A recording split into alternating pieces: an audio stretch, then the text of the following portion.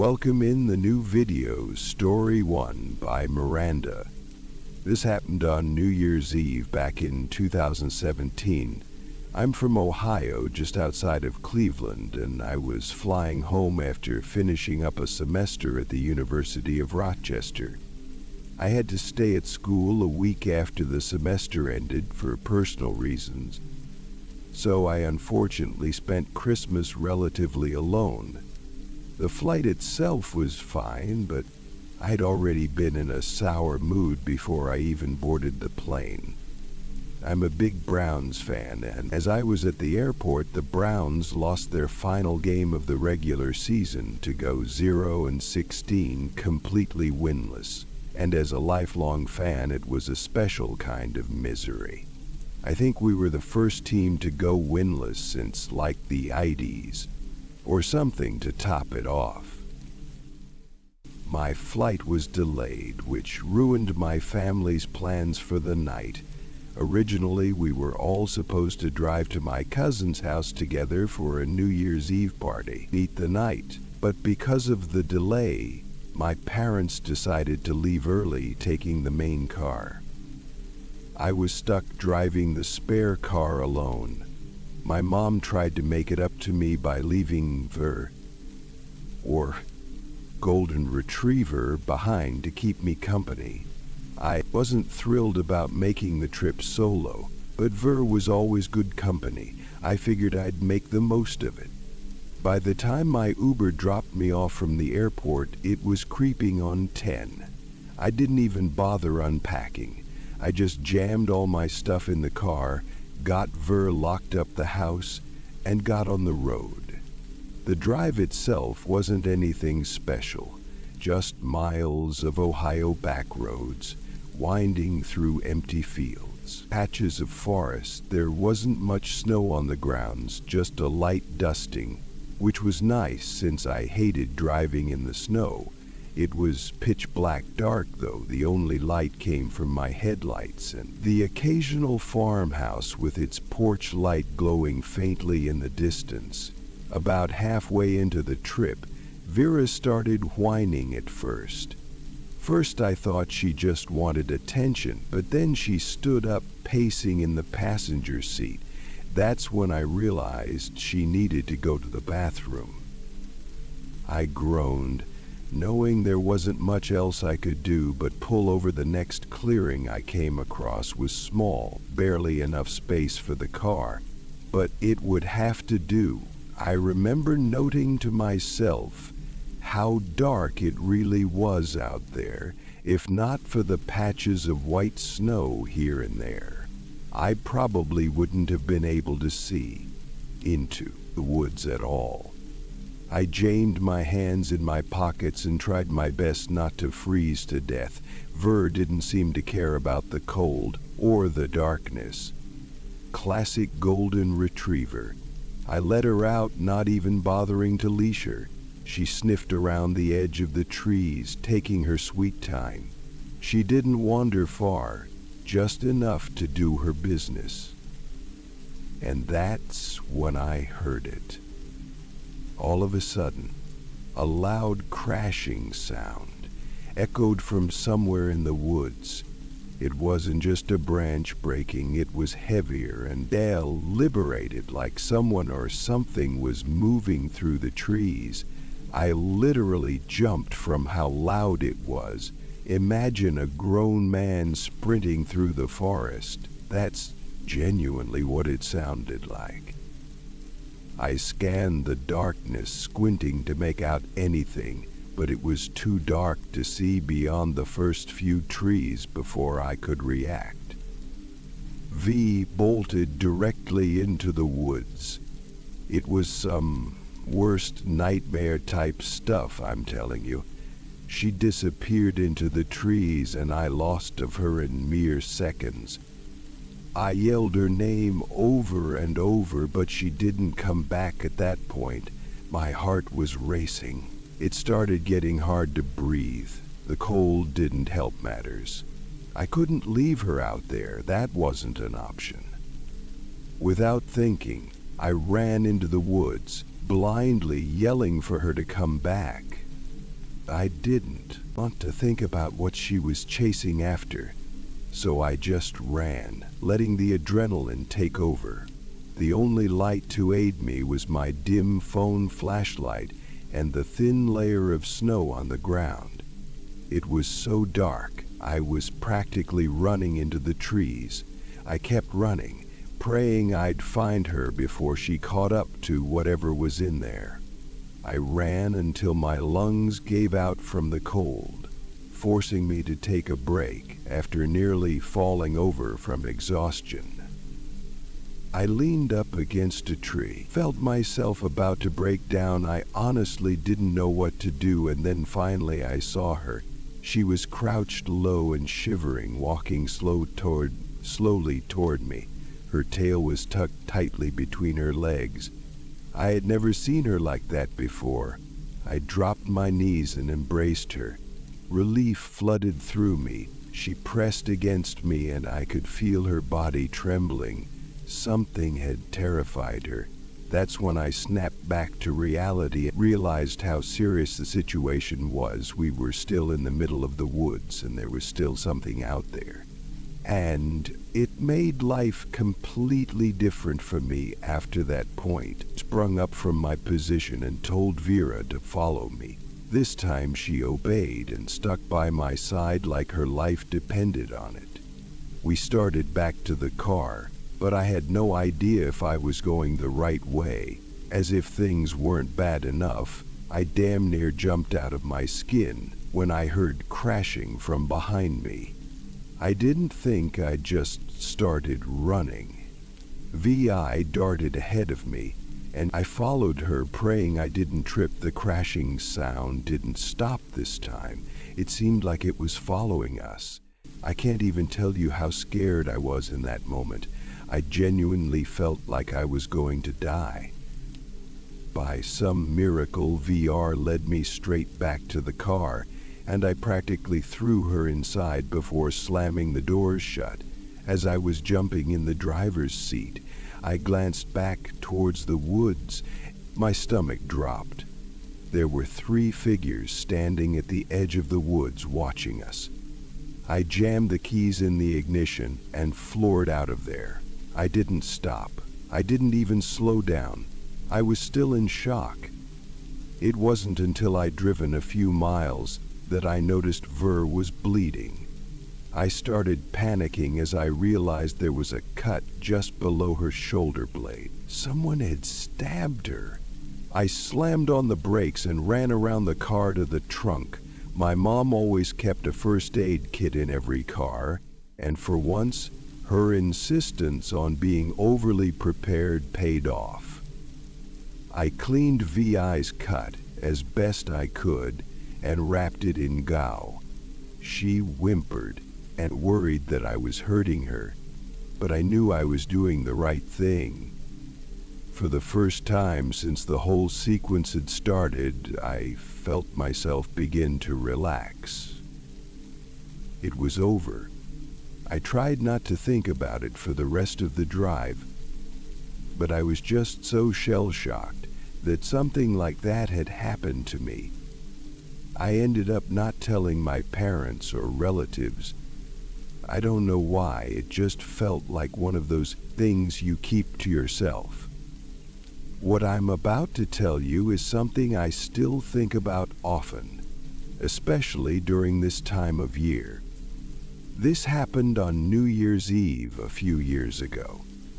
I was driving to my parents' house to celebrate the New Year with them. They live a few hours away in upstate Pennsylvania. So I'd left in the late afternoon, figuring I'd get there with plenty of time to spare. The drive was supposed to be simple. I'm the type who really enjoys long drives, so a nice peaceful drive would give me some much-needed time to think. But the weather had other plans. The snow started falling about an hour into my drive. At first it was light, just flurries dusting the windshield, nothing to worry about. I thought the snowfall was actually quite pretty, but I'm pretty sure I jinxed myself. The further I drove, the harder the snow came down. It just kept falling and falling until I was literally in the middle of an honest-to-God blizzard. The highway turned slick and visibility dropped to almost nothing. My car, a little sedan, isn't exactly great in snow, so when the tires started slipping on even the smallest hills, I knew I had to pull over. There was no point in risking my life. It was my own fault for not planning out the drive better. I found a spot on the shoulder, far enough off the road to avoid passing cars. Not that there were many. I texted my parents about my situation. They seemed worried sick. I tried to reassure them that everything would be okay, but I honestly wasn't too sure about that myself. I figured I'd wait out the worst of the storm, hoping it would just ease up. But the snow didn't let up. In fact, it only seemed to get worse from that point. It just kept coming, piling up around the car. And on the road ahead, after an hour or so, it became clear I wasn't going anywhere that night. My dad offered to try and rent it out to me, but I told him that that was a death wish. I told him that if the snow didn't let up, I'd call the police, which he begrudgingly accepted as a decent solution. I really didn't want to call the police, and I didn't have AAA either, so that wasn't an option. I told myself the storm would have to let up eventually, and I decided that if it didn't by the time I got tired, I'd call the police. The thought of spending the night in the car made me uneasy. I didn't want to run out of gas trying to keep warm, and I was worried about killing the battery if I kept the lights or heat on too long. I sat there, turning the engine on and off every so often, trying to conserve what I could. The wind howled outside. I was starting to feel the weight of the isolation when I looked at my rear view and saw headlights cutting through the storm from behind me. I literally wanted to jump for joy. A snowplow pulled up beside me. I was saved. I rolled down the window as the driver leaned out of his windscreen. He was nice. He was wearing a thick jacket and had a black knit hat that was pulled down over his ears. I remember thinking his face was really wrinkly, if that makes sense. It looked weathered, like he had spent decades in harsh conditions. I expected him to say something, but he just stared at me for what seems like an unusual amount of time. Eventually he spoke, asking me if I was okay. He had a really gruff voice, definitely a smoker, and it was honestly kind of off-putting. I told him that I didn't think my car could handle the conditions, trying to be friendly but also keep my voice steady. He nodded, saying that I wouldn't get far in a storm like this, especially with the car I had. He paused for a few moments as if he were considering what to say. I watched his eyes scan my back seat, like he was looking for something. I was just about to respond when he offered to give me a ride. I hesitated. Know him. And yeah, he seemed a little strange, but he struck me as a genuine guy. Plus, staying put with my car all night would have been stupid. I asked him if he could drive me to where I was going, and he said it would be no problem. I then asked him what I should do about my car, to which he shrugged his shoulders and said leave it. After a moment I agreed. I grabbed my bag and climbed into the cab of the plow.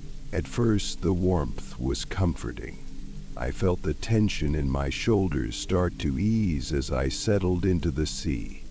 He asked me where I was headed, and I told. The sound from within provocative, I noticed. Cracks in the wooden frame, about my parents' house. I gave him directions, and he nodded again, but didn't say much after that.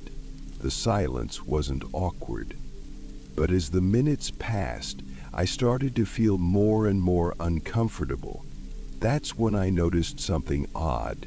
He wasn't driving in the direction of my parents' house. I knew because the navigation was literally pointing in the opposite direction. I mean, we were only 2 ways to go.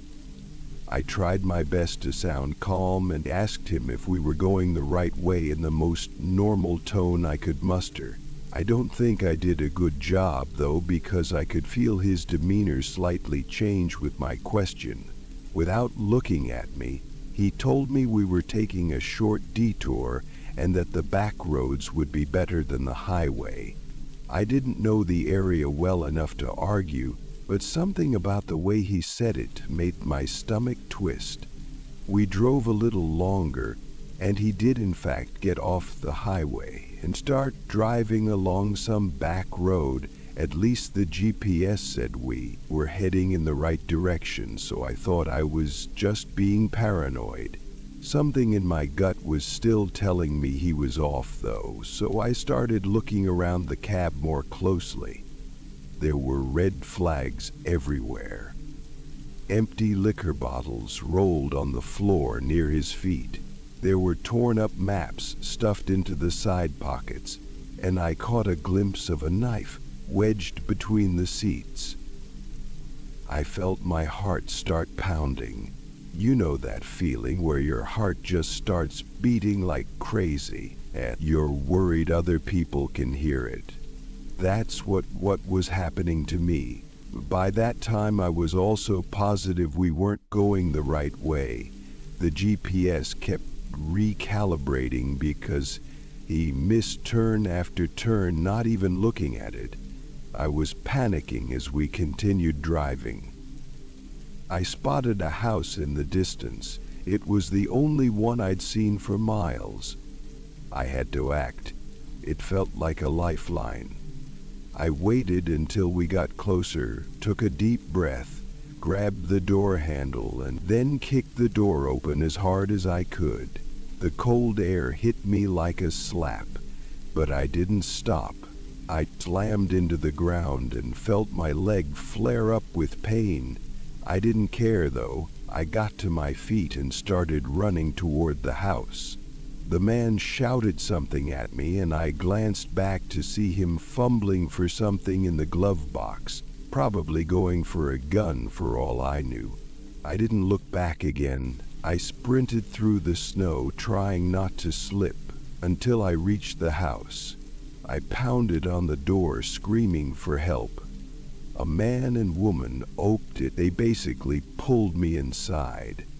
I collapsed onto the floor, trying to catch my breath. I told them what had just happened, and they didn't ask questions. They just called the police. By the time the cops arrived, the snowplow was gone. They said they'd keep an eye out and search the area. But in that storm, finding him was unlikely. They offered to give me a ride to my parents' house, even helped me call someone to tow my car. I was beyond grateful. My dad was furious once he found out, and I haven't driven in the snow since. I always think about what might have happened had I not jumped out of the car when I did. I've never been one for parties. Even in college, I got sick of the whole going out culture pretty quickly. And I found that I always had more fun doing something meaningful with a few close friends. I'm from a rural area, northwestern Ontario. This happened a couple years ago. Ever since I was a kid, my dad and his buddies had a New Year's Eve tradition of going ice fishing, while everyone else was celebrating the new year however they celebrated. My mom wasn't really in the picture. And we didn't have much extended family, so I grew up spending New Year's Eve on a frozen lake in the frigid cold with my dad, his brother, my brother, and my dad's friends. My dad isn't around anymore, and my brother moved to Chicago a number of years ago. but I still try and go ice fishing as much as possible, especially as a way to celebrate New Year's Eve. I'm not really sure why, I just feel like I have some kind of obligation to keep the tradition going. My two best friends, Nate and Trevor, are pretty rugged guys themselves. You know the type, those burly lumberjack-looking dudes that seem more in touch with wilderness than society. That's honestly how I describe myself too anyway. The three of us tried to keep the tradition alive as best we could, which was great because spending New Year's Eve alone would be depressing as hell. Nate was the one driving that day. His truck was perfect for the job. Big tires, four-wheel drive, and enough room in the back for all of our gear. We packed everything we needed. Rods, dip-ups, bait, a sled to hold everything, and a small pop-up shelter to shield us from the worst of the cold. The forecast predicted a clear night, but in Ontario, you never trust the weather reports entirely. We were prepared for anything, at least we thought we were. The lake we were heading to wasn't a well-known spot, and that's what we loved about it. It was tucked away, surrounded by thick trees, with a surface that stayed frozen solid even in the milder parts of winter. It wasn't a place you'd stumble across unless you knew exactly where to look. As Nate navigated the snowy back roads, the excitement started to build. There's something about the quiet stillness of ice fishing, just you, your friends, and the promise of the catch definitely beats drinking beer after beer at some random bar. As we pulled up to park near the trailhead, I noticed someone standing nearby. He was a few yards away, bundled up in heavy winter gear, but something about him didn't feel right. He wasn't moving, just standing there staring at our truck. At first I thought maybe he was just a fellow angler sizing us up, but then I saw him glance down at his phone, then back at us, then back at his phone again. For some reason, it didn't feel casual. I don't really know how to explain it. It just felt off. I muttered to my friends that guy was creeping me out. The two of them looked up. Trevor shrugged his shoulders, and Nate nodded but didn't say anything. We were about to start unloading when the man suddenly rushed towards us, waving his arms wildly. I rolled the window down to hear what he was saying. He started screaming that we needed to come help him immediately and that his buddy had just fallen through the ice. He pointed at his phone, saying the other guy they were with just told him he sounded frantic, and his desperation was definitely real. He didn't even think. Trevor opened his door, and then we were all out following the man as he took off down the trail toward the creek. Lake, we didn't stop to grab anything, not even our coats. The urgency in his voice was enough to override any second thoughts. The man was practically sprinting, and we had to jog to keep up. As we got closer to the lake, I started to notice something that didn't sit right. He wasn't leading us to the usual fishing spots. Instead, we were heading toward a more remote part of the shoreline, away from where the ice was thickest. I was about to stop following, but it was too late. They appeared in view before we could do anything. Two more men standing near the edge of the lake. They weren't dressed for fishing, and they weren't moving. They were just standing there waiting. I glanced down at their hands. They were both arms. My blood ran cold. One of them yelled at us to hold fast. We had Empirix and Hellfire missiles. Lemcroft hoped we had the better. I said,